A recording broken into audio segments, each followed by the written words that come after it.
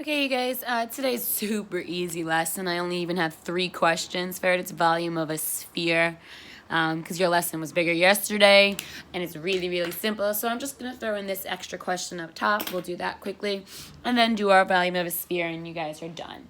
So let's take a look at this question. It says to find the volume of a hexagonal prism. All right, so let's draw my hexagonal prism. You guys know I'm going to be doing it like this. And then it says there's a cylindrical hole drilled through the center.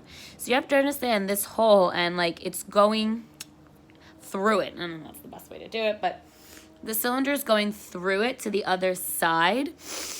Okay, the height of the prism is 10. Great. And the base edges are 6 and the 10. And the diameter is 6. So again, we're doing volume, which is easy. So we're going to take the volume of the hexagon prism, and we're just going to minus the volume of our cylinder. All right, let's write our formulas.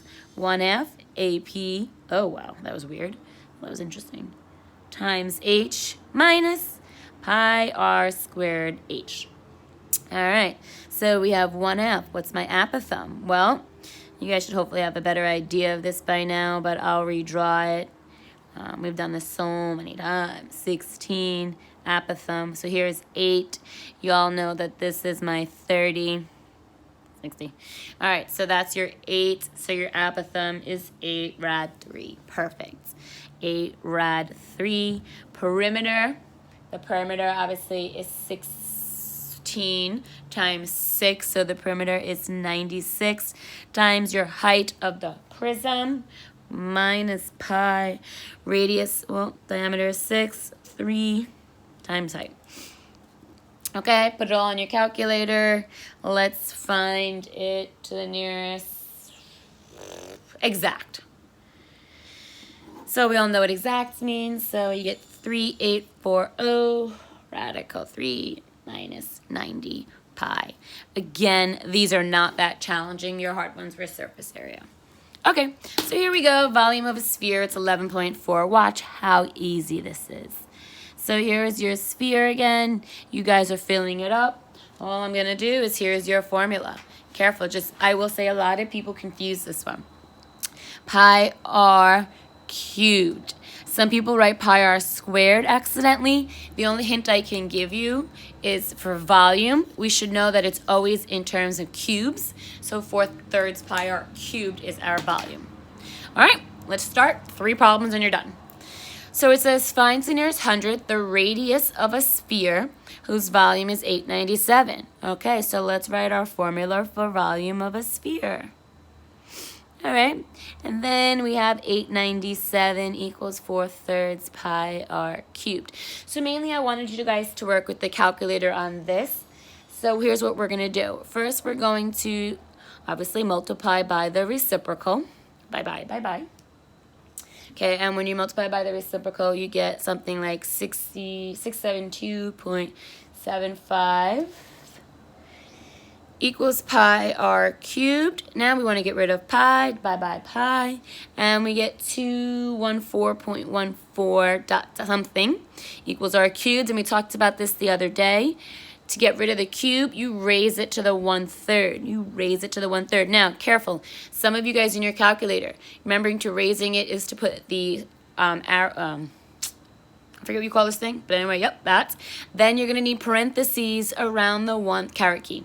Parentheses around the 1/3, and if done correctly, here is your radius. Done. Okay, number 2. If the surface area is 144 pi, what's the volume? So let's write the formula for volume. 4/3 pi r cubed. So all we need is the radius. So we're going to take the radius by using my surface area formula to solve for my radius. Surface area formula, hopefully you guys remember it. Okay, so let's put the 144 pi, 4 pi r squared. Let's divide by 4 pi, divide by 4 pi, pi, parentheses. You guys get r, ooh, I didn't do the work. You guys get r squared to be 36. So radius is 6 put that in right there. And you put it all in your calculator. Don't touch pi because I want exact. And your answer is 288 pi. Done. That's annoying. All right, last question, and you guys are done. I told you that's how easy it was.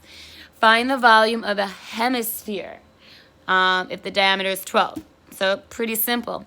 If the volume of a sphere is 4/3 pi r cubed, just take that number and divide it by 2. So we have 4/3 pi radius 6, oops, I almost did that, cubed over 2. Put it all in your calculator, and we're going to round to the nearest 10th. And here you guys go. And again, we should be writing cubes because it's in terms of volume. Pi units.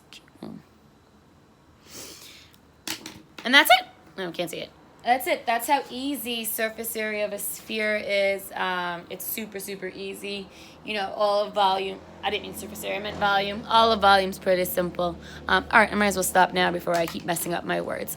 All right, you guys, hopefully you thought the lesson was okay, and I'll talk to you guys soon. Bye.